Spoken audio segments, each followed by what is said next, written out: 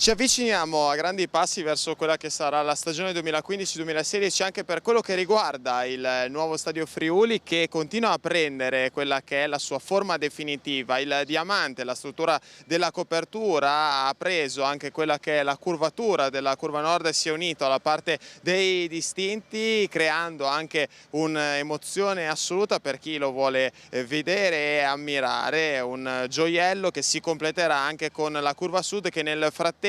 si è unita, almeno per quello che riguarda le porzioni in cemento, a quella che è la struttura dei distinti, una struttura che è stata anche delimitata da una ringhiera, anche perché ovviamente con l'inizio del campionato la porzione dei distinti sarà agibile, mentre quella della curva sud sarà completata per la fine dell'anno, per la data del 15 di dicembre. Intanto però la posa dei seggiolini è completata, sono completate tutta una serie di operazioni e si sta lavorando anche su quello che è l'esterno, su quella che è la sede di arrivo per la curva nord. Tanti operai al lavoro in questo cantiere che, nonostante le alte temperature che stanno dando inevitabilmente anche un po' di fastidio ai giocatori in campo, ma anche agli operai del cantiere, nonostante le alte temperature si continua a lavorare in modo molto spedito. D'altronde meglio così, meglio che le piogge che hanno battuto e dato ancora più difficoltà ai lavori in inverno. Si sta completando quella che è un'operazione fondamentale, anche perché poi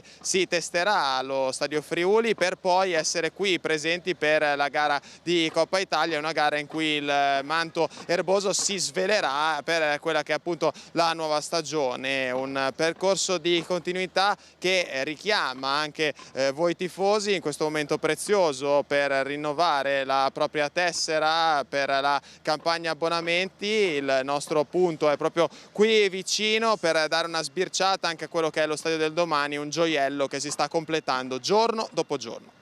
Lavoro in inverno, si sta completando quella che è un'operazione fondamentale, anche perché poi si testerà allo Stadio Friuli per poi essere qui presenti per la gara di Coppa Italia, una gara in cui il manto erboso si svelerà per quella che è appunto la nuova stagione. Un percorso di continuità che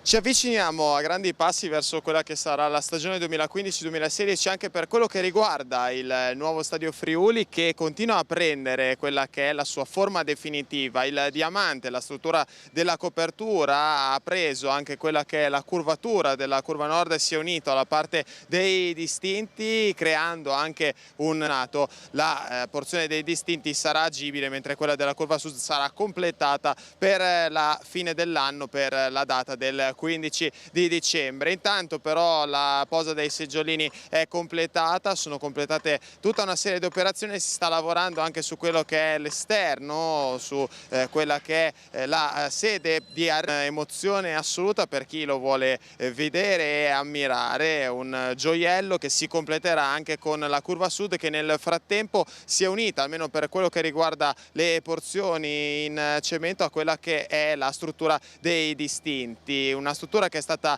anche delimitata da una ringhiera, anche perché ovviamente con l'inizio del campionato arrivo per la curva nord. Tanti operai al lavoro in questo cantiere che, nonostante le alte temperature che stanno dando inevitabilmente anche un po' di fastidio ai giocatori in campo, ma anche agli operai del cantiere, nonostante le alte temperature si continua a lavorare in modo molto spedito. D'altronde meglio così, meglio che le piogge che hanno battuto e dato ancora più difficoltà ai